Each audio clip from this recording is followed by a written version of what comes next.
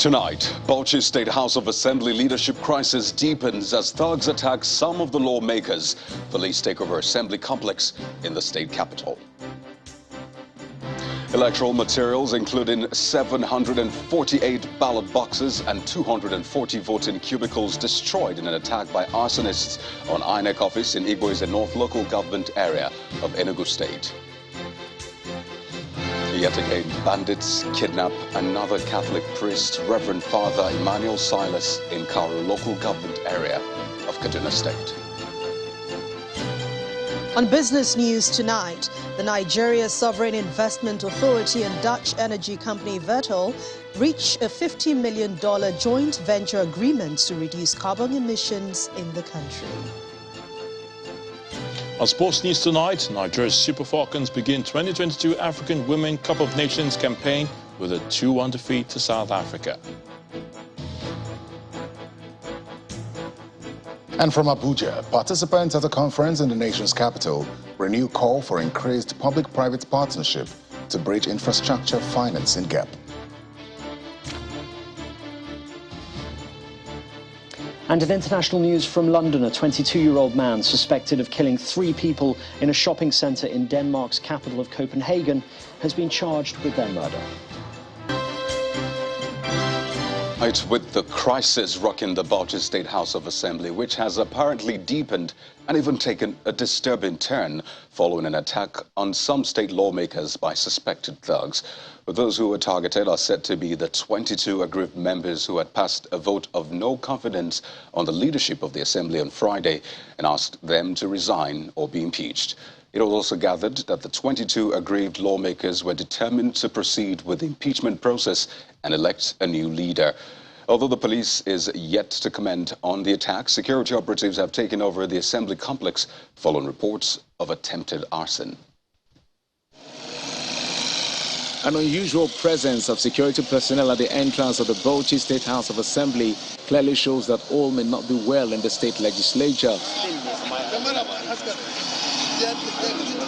They are said to have been deployed after being alerted of an alleged arson on the house. Residue of burnt tires at the gate of the Assembly further buttresses the need to be concerned.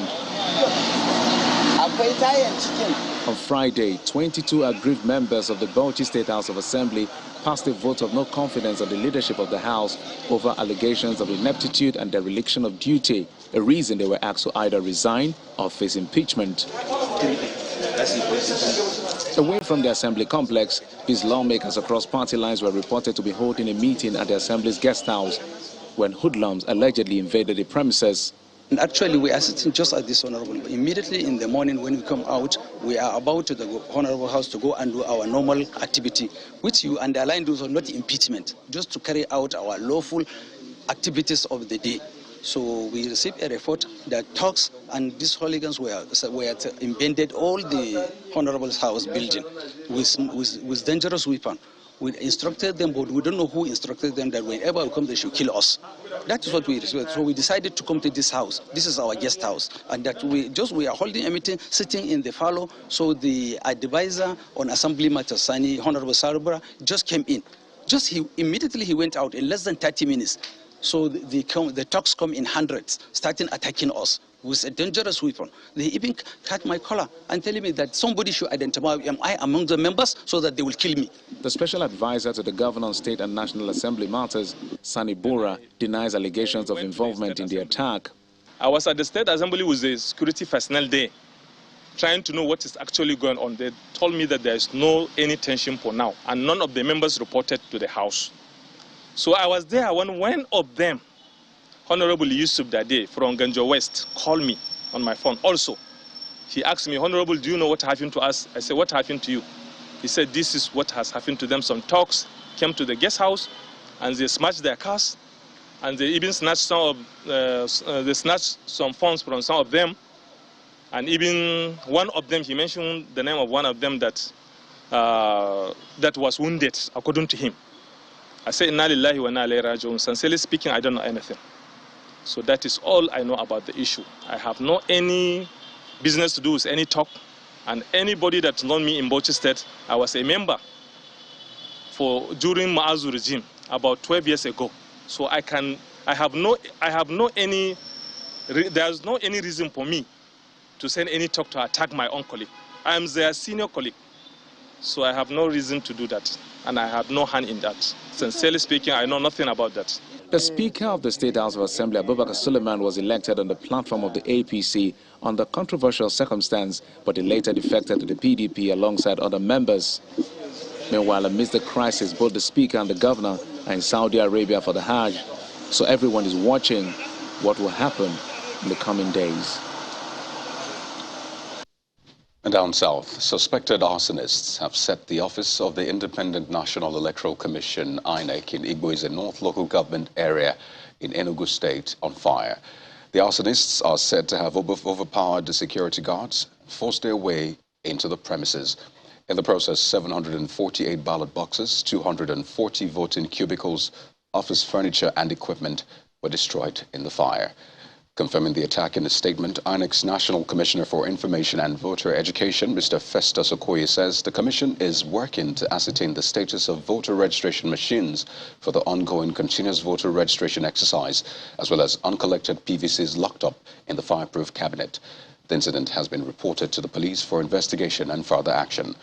On May the 23rd, 2021, INEC office in neighboring Igbo's South local government area was attacked in a similar manner by gunmen. Meanwhile, less than a week after a murdered priest was laid to rest in Kaduna State, another priest of the Catholic Church has been kidnapped by bandits in Kauru local government area of the state. The victim, Reverend Father Emmanuel Silas, was kidnapped from the parish rectory of St. Charles Catholic Church, Zambina, in the early hours of today. The incident comes less than 2 weeks after the priest in charge of the Kaduna Polytechnic Catholic community, Reverend Father Vitus Borogo, was killed on his farm at Kujama in Chikun local government area. Although the police is yet to comment on the development, the Chancellor of Kafachan Catholic Diocese, Reverend Father Emmanuel Okolo, confirmed the incident and explained that they got wind of the incident when the priest did not show up for the early morning mass today. And staying in the north, a delegation from the House of Representatives has visited some communities in Plateau State on a fact-finding mission following security breaches that led to the loss of lives and property in the state. The chairman of the ad hoc committee, Abubakar Falate, says lawmakers are concerned over the killings and destruction of property in some parts of his state, which informed the visit in order to make recommendations to the House and transmit same to the federal government for appropriate action. Members of the ad hoc committee from the House of Representatives arrived at the Plateau State Government House after concluding a tour of some of the communities affected by recent attacks in the state. The committee had visited Wasi and Jos South local government areas during their tour. At this meeting with the Deputy Governor of the state, the chairman of the committee expresses concern over the situation in the areas. The purpose of government at all levels, number one, is the security of lives, securing the security of lives and property of the citizens. I think we've reached a point where we are losing the confidence of the people at local level. If we cannot secure their lives and property. However, the Deputy Governor is concerned that some of the people arrested are yet to be prosecuted. The state government has been doing its own bit.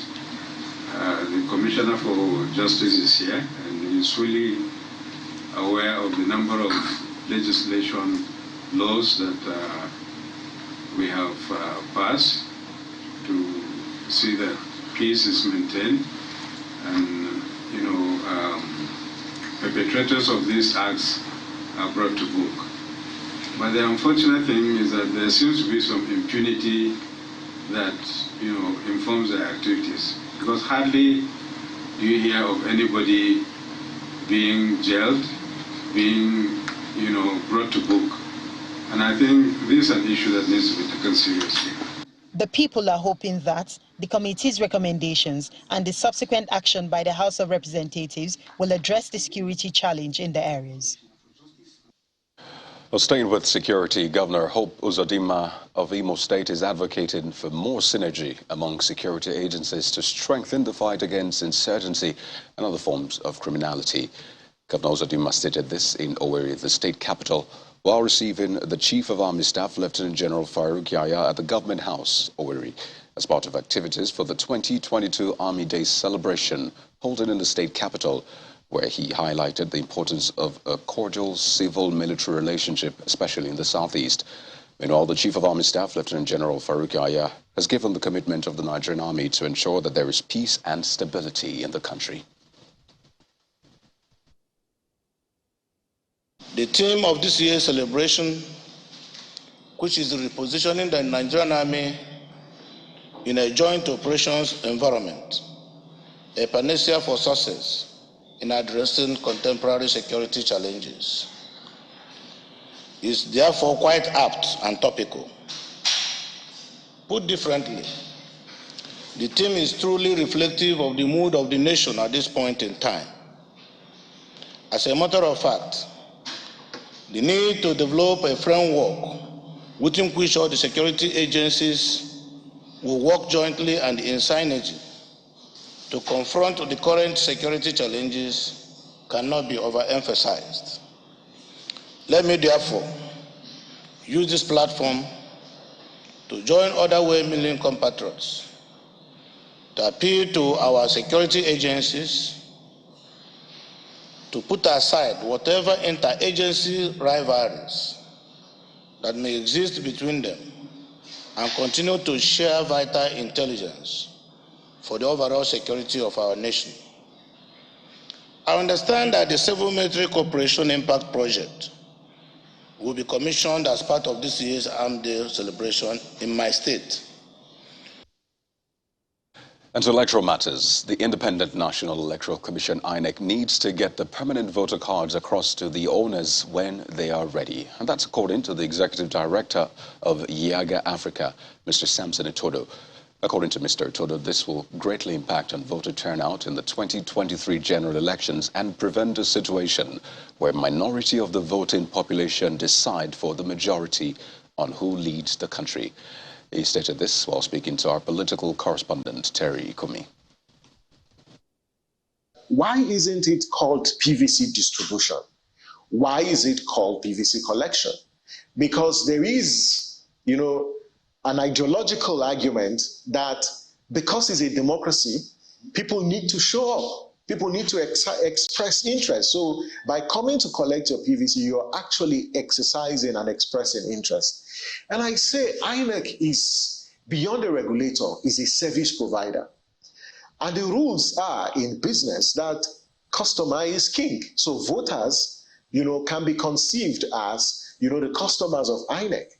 And if INEC can make the efforts to get people's PVCs across to them, even though it comes with a cost, I think we've got to do that to get people to do what? To come out and vote.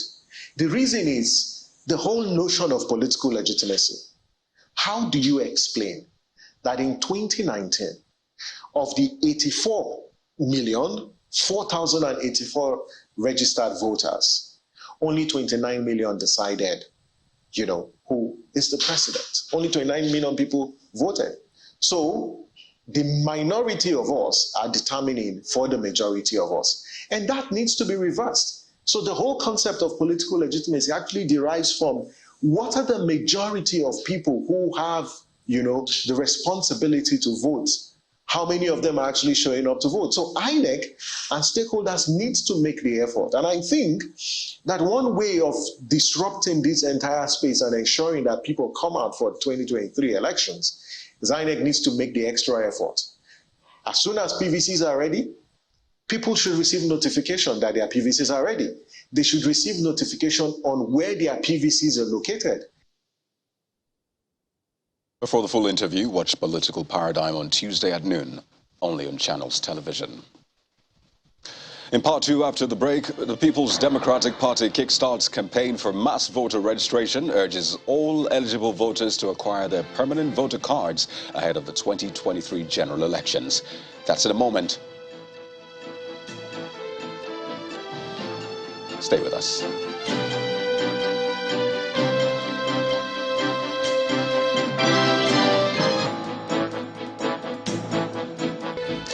Welcome back. If you've just joined us, you're watching the news at 10, live on Channels Television Lagos. A reminder of our top stories. Bauchi State House of Assembly leadership crisis deepens as thugs attack some lawmakers. Police take over assembly complex in the state capital. Electoral materials, including 748 ballot boxes and 240 voting cubicles, destroyed in an attack by arsonists on INEC office in Igweze North Local Government Area of Enugu State. Yet again, bandits kidnap another Catholic priest, Reverend Father Emmanuel Silas, in Kauru Local Government Area of Kaduna State.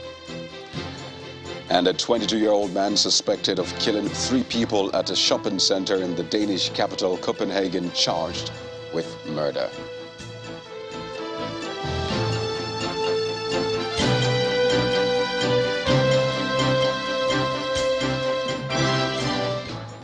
The National Working Committee of the People's Democratic Party is driving a campaign for mass voter registration as it urges all eligible voters who are yet to get their permanent voter cards to get registered, maintaining that votes will count in 2023. The campaign, which is championed by the national woman leader and the youth leader of the party, hopes to rally Nigerian youths from across the state to actively participate in the electioneering process. The Nigerian students have been out of school for over 5 months with no solution in sight.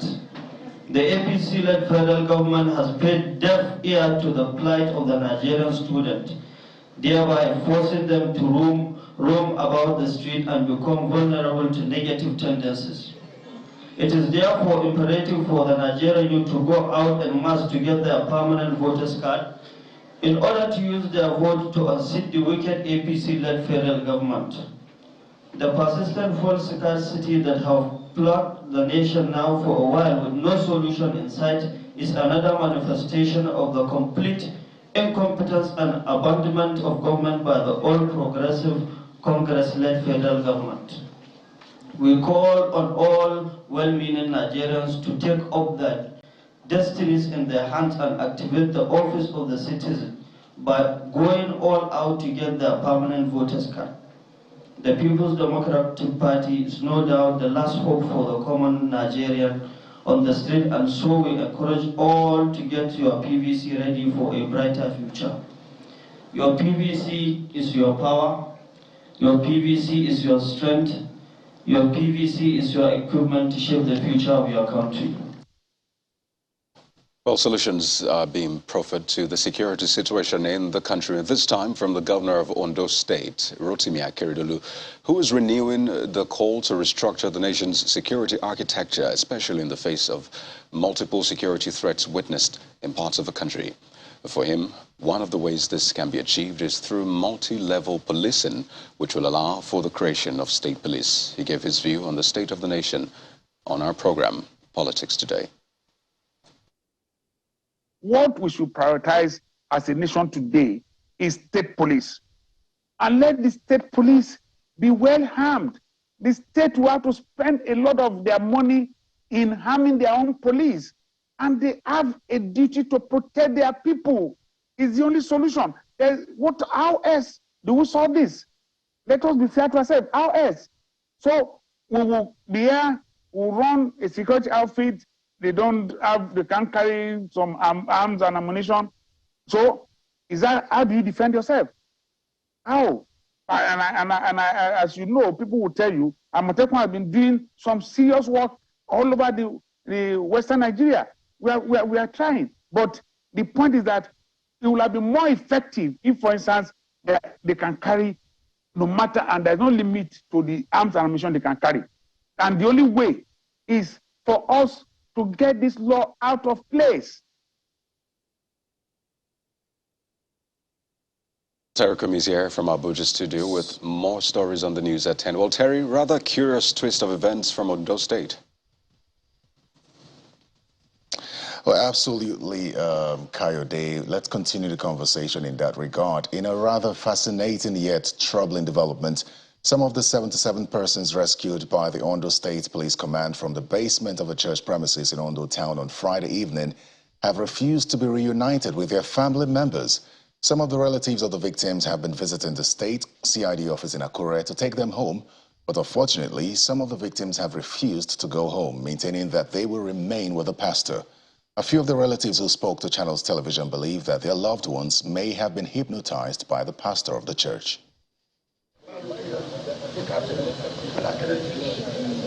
Some of the 77 persons rescued by men of the Ondo State Police Command from the basement of a church premises in Ondo town last Friday have refused to be reunited with their family members even after evacuating them from the premises.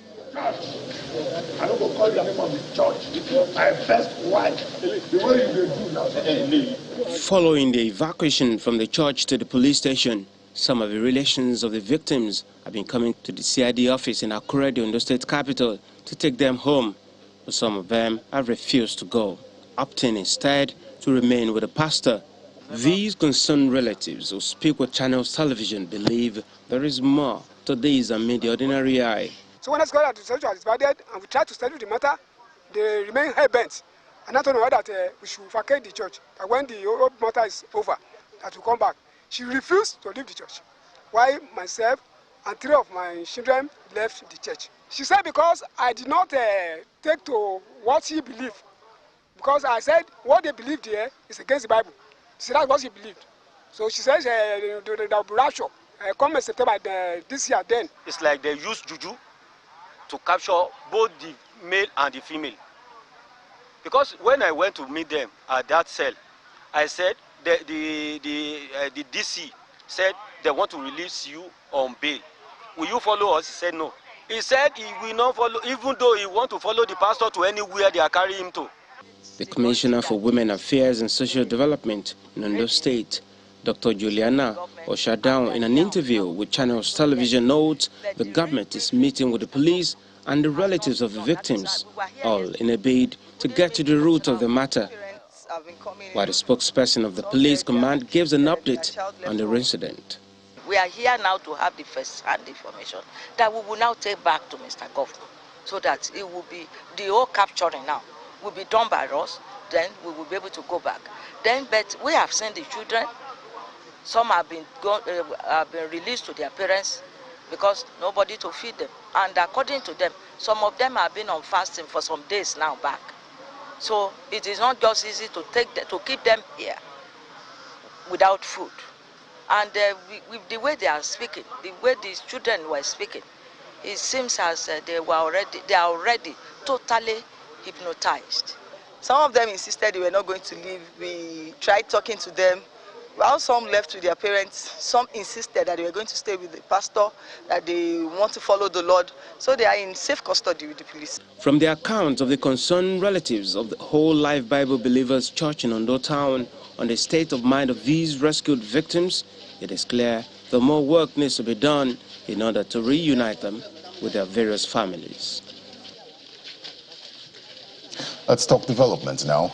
Addressing Africa's huge infrastructure challenge will require the support of the private sector, who must equally be provided with a conducive business environment, simplified regulations and strong governance for them to carry out the task of bridging the gap identified.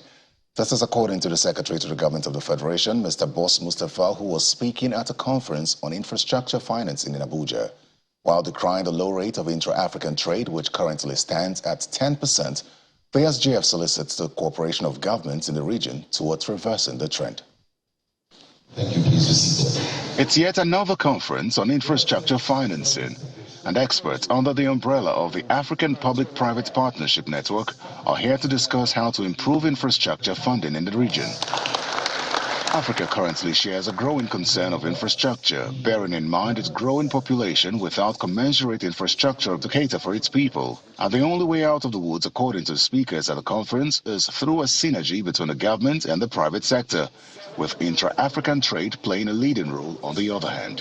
The current economic growth pattern on the continent stresses the importance of private sector investment through PPP in promoting Africa's growth and structural transformation.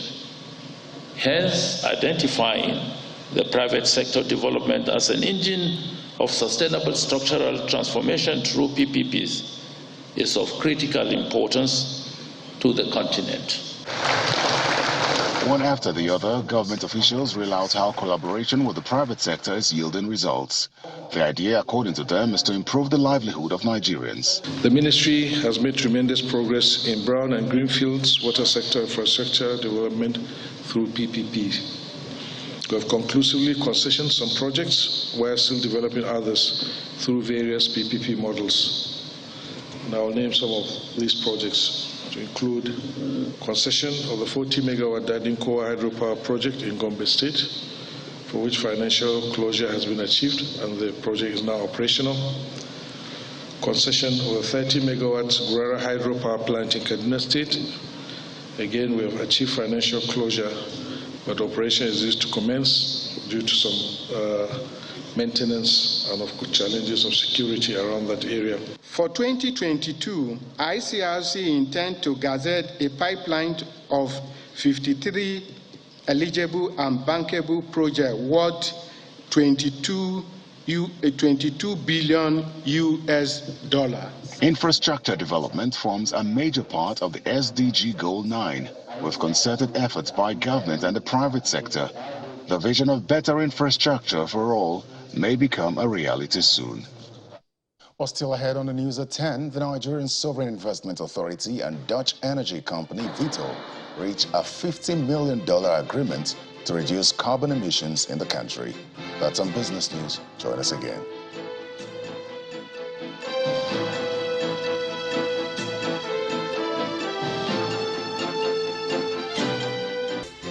Welcome back to the news at 10. Let's go to the courts now, where the trial of the former governor of Equities State, Mr. Ayodele Fayose, was told today at the Federal High Court, Lagos, following the absence of the trial judge, Justice Chukwujeku Aneke, who was said to be attending a conference. The court registrar hinted that a new date will be announced and agreed on by the parties in due course. Channels Television observed that most all the courts did not also sit, and the same explanation was also given that the judges were away for a conference. Mr. Fayose is being prosecuted by the Economic and Financial Crimes Commission for an alleged 6.9 billion naira fraud and money laundering.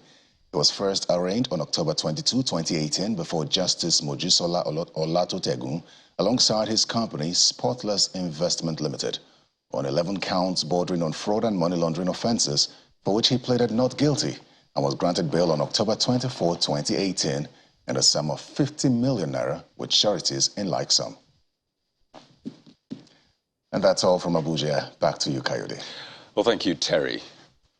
The tragic death of a 5-year-old boy who is reported to have drowned in a pool has compelled officials of the Lagos State Ministry of Education to shut the Redeemer's Nursery and Primary School, Ogba. The closure of the school was announced via a statement by the State's Commissioner for Education, Mrs. Folashade Adefisayo. She says the school will remain closed pending an administrative investigations of its operations and procedures, as well as the conduct of its officials in line with school safety standards and guidelines. The 5-year-old pupil is suspected to have drowned during a swimming lesson while in the custody of the school. The ministry also notes that the school is yet to conclude its registration and is therefore not yet an approved school. Well, to the oil and gas sector. In a bid to strengthen local content drive, the Nigerian Content Development and Monitoring Board, NCDMB, and the National Insurance Commission, NICOM, today presented the insurance services guidelines to stakeholders in the oil and gas industry. The guidelines, which will ensure the oil and gas industry patronizes local insurance sector, were presented at the ongoing Nigeria Oil and Gas Conference in Abuja. According to the Executive Secretary of NCDMB, Mr. Simbi Wabote, the extant law provides that where an operator seeks to place an insurable risk offshore, a written approval of NICOM must be sought and obtained. When you look at the vision of NCDMB, is to act as a catalyst for the development of the sector and its linkage industry. Because when you look at the oil and gas sector, there are so many links associated with it, be it logistics, be it legal, be it insurance, be it banking. There are all those linkages to the oil and gas business. So that's what we are trying to drive in order to achieve it. Because we've said it prior to the enactment of the Act, local content in the industry was less than 5%. But within a space of 12 years, we've moved it to 42%. That is a huge achievement. And our desire and hope is to get it to 70% by the year 2027. And that is our 10-year strategic roadmap. The 10-year strategic roadmap is very focused, very targeted on short, medium, and long-term activities that we must execute in order to get that 70%. We just don't make that pronouncement of 70%. What it's backed up with is what we've been implementing, and one of it is also in the insurance sector. The legal sector is also there. We're looking at it. We're working with NBA to say, how do we domicile all our legal agreements in country? I've challenged the president of NBA to please come out with the figures associated with those legal agreements that we enter so that we know what we are chasing. The federal government says it is committed to improving road transportation to ease business, agricultural and economic activities while creating jobs that will lift people out of poverty.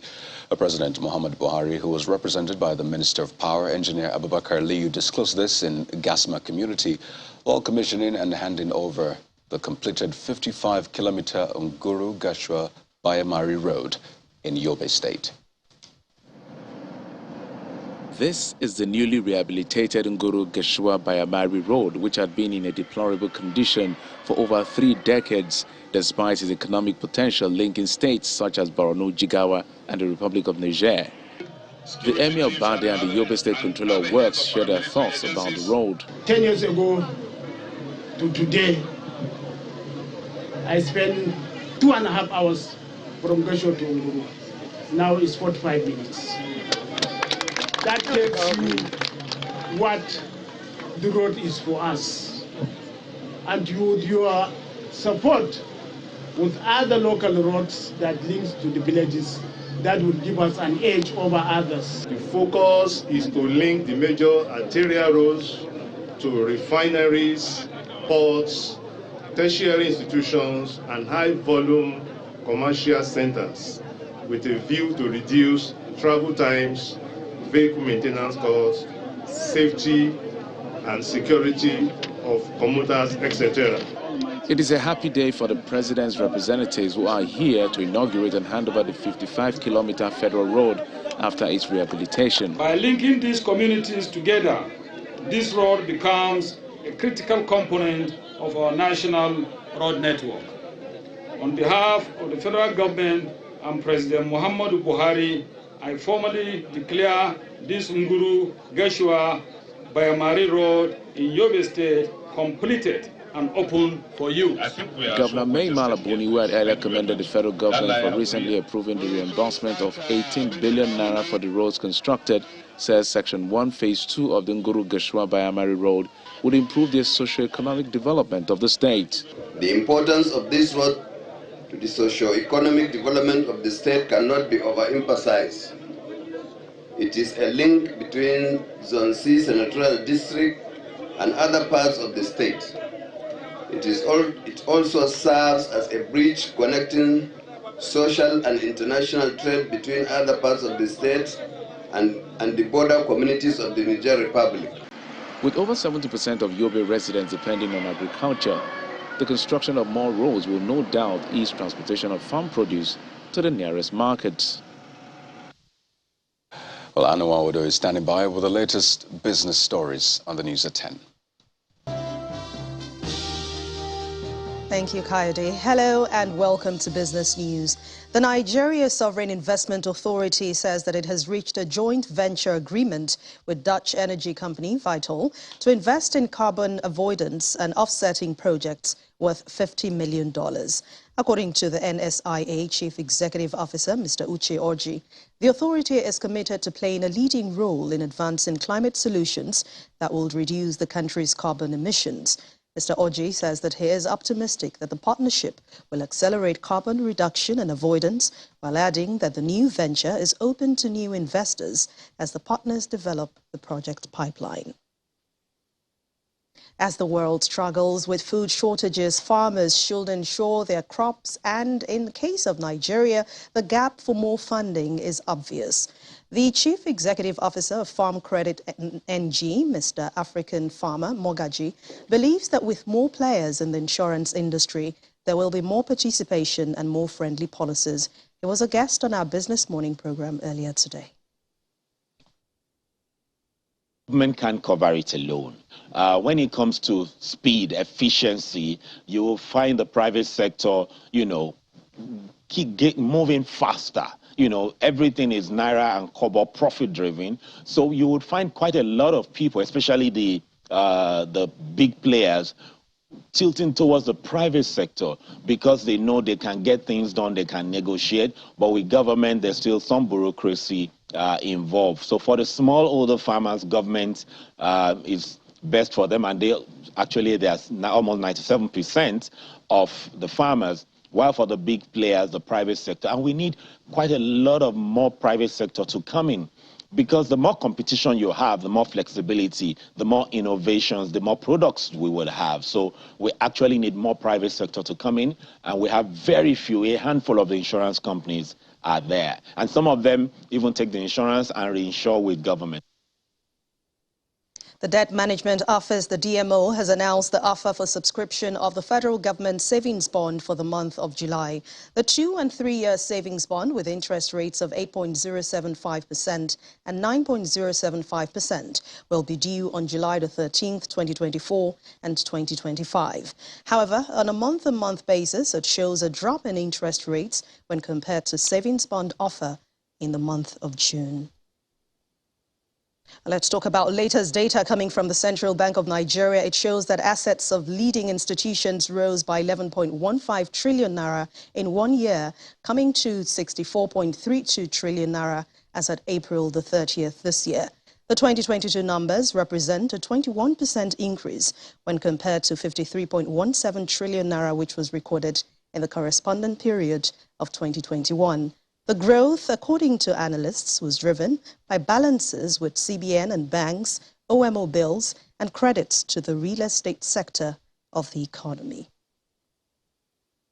We head now to the equities market. It started off the second trading week in the second half of this year on a negative note, as mild profit taking was observed at the close of trade today. Laddie Williams has the details.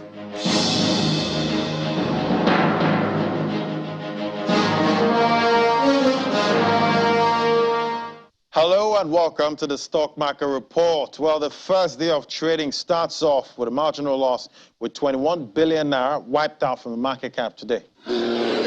Well, it's a marginal loss of 0.07%, with the all-share index ranging between the 51,713 and 51,871 points range for the day, but closing at 51,791 points. Well, I guess investors can't complain, as the NGX reported that investors gained about 5.64 trillion naira in the first half of 2022 amid global uncertainty. Other stock markets cannot boast of the same. Well, all right, let's look at the activity chart. We see 194 million units of stocks change hands in 4,899 deals, valued at 2.8 billion naira. Fitson Healthcare PLC led the gainers counter to close at 11 naira 35 kobo, followed closely by Learn Africa PLC, that's in the printing and publishing industry, while Econo PLC led the losers counter to close at 26 naira 13 kobo. Well, the bear had the upper hand today with this marginal loss. Looks like it could have gone either way. Well, that's the Stock Market Report. I'm Laddie Williams. It's back to you. And with those numbers, we'll end business news for tonight. Thank you for watching. I'm Anne Nwawadu. The rest of the news at 10 continues with Coyote. Well, thank you, Anne. The 4th of July celebration turned sour in the U.S. city of Chicago, where at least 5 people have been killed after a gunman opened fire at the festival marking the Independence Day. The mayor says the festival has been cancelled and people asked to avoid the downtown area. Well, this comes as a suspected shooter at a mall in Copenhagen is charged with murder. Well, Simon Pusey has more in Around the World in 5. Good evening and welcome to the Channel Studios here in London with your international news around the world in 5. A 22-year-old man suspected of killing 3 people at a shopping centre in Denmark's capital Copenhagen has been charged with murder. A gunman killed 3 people and injured another 4 at a shopping mall in Denmark's capital. This footage of people fleeing the centre filmed on a mobile phone. Police said the victims were 2 Danish 17-year-olds and a 47-year-old Russian citizen. 2 Danes and 2 Swedes are in a critical condition in hospital. The 22-year-old man, described as an ethnic Dane, was arrested minutes after the shooting at Fields Centre. He had mental health issues and there is no indication of a terror motive. The suspect, who has not been identified, will face questioning by a judge on Monday.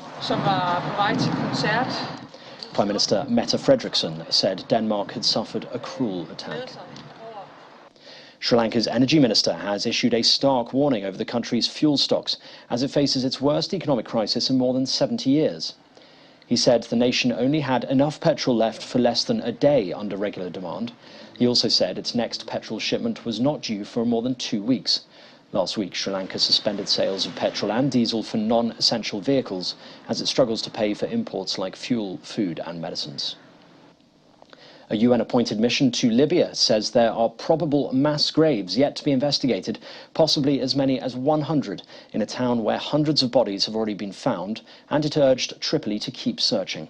The report, to be submitted to the UN Human Rights Council this week, details how a militia run by 7 brothers executed and imprisoned hundreds of people between 2016 and 2020, sometimes keeping them in tiny oven-like structures called the boxes, which were set alight during interrogations. The evidence of kidnappings, murder and torture in Taruna, uncovered by the independent fact-finding mission, represents one of the most egregious examples of rights abuses in the turbulent period since Muammar Gaddafi's ousting in 2011. It comes days after protesters stormed the parliament building in the eastern city of Tobruk and staged the biggest demonstration for years in the capital, Tripoli. A pair of helicopters have attempted to rescue 21 members on board a stranded cargo ship off the southern coast of Sydney after it lost power and risked being swept ashore amid a massive storm. Aerial footage showed one of the helicopters hovering over the ship in an attempt to winch members of the crew.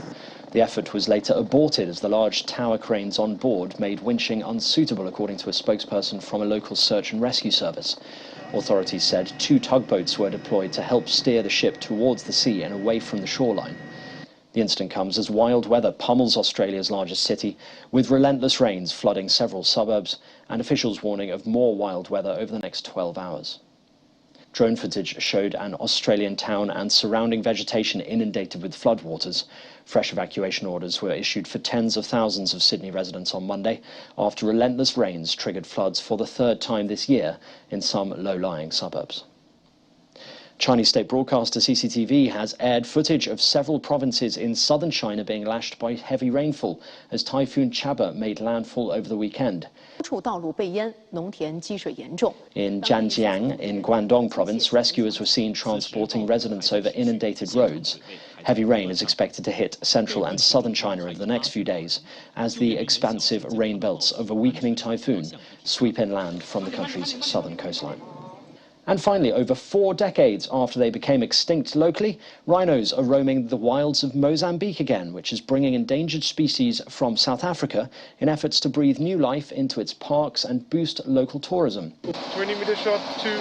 A group of rangers captured, sedated and moved black and white rhinos over 1,000 miles to Mozambique's Zinav National Park, which has over 400,000 hectares. The initiative is part of a campaign to save the endangered species by relocating them to safe havens where they have a chance to increase their population. Mozambican officials say the historic translocation will also be beneficial for the country's emerging ecotourism industry. Rhinos have been extinct in Zinav for many years, at least 60 or 70 years, and we're basically seeing a return of rhinos to that area. They're important to the ecosystem, which is one of the reasons why we're moving them all this distance and doing all this effort to get them there. And that's your international news around the world in 5. Now back to the Channel studios in Lagos. Many thanks, Simon. Nigeria's Super Falcons began the defense of the title with a loss after suffering a 2-1 defeat at the hands of rival South Africa at the Women's Cup of Nations taking place in Morocco. Goals from Germaine Sioposenwe and Hilda Magaya in the second half gave the Bayana a comfortable lead in the game. Rashida Tajibade got on the score sheet for Nigeria, but it was not enough to change the outcome of the game as South Africa took all 3 points. The Super Falcons will be in action again on Thursday against Botswana as they seek to revive their campaign at the 12th edition of the competition. Mayor of London, Sadiq Khan, says he's confident about England's chances of winning the Women's European Championships. Mr. Khan played football on a London pitch with the female footballers as he launches the city's co-hosting of the Women's Euros. He hopes England's women's football team will inspire confidence in young women and girls. And that's sports news. I'm Ayotunde. Balogun, back to you, Kaid. Thanks a lot, Ayotunde. And the main news again.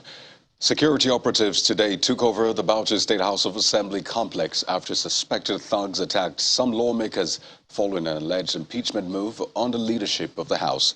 The aggrieved members alleged ineptitude and dereliction of duty as a reason for their action.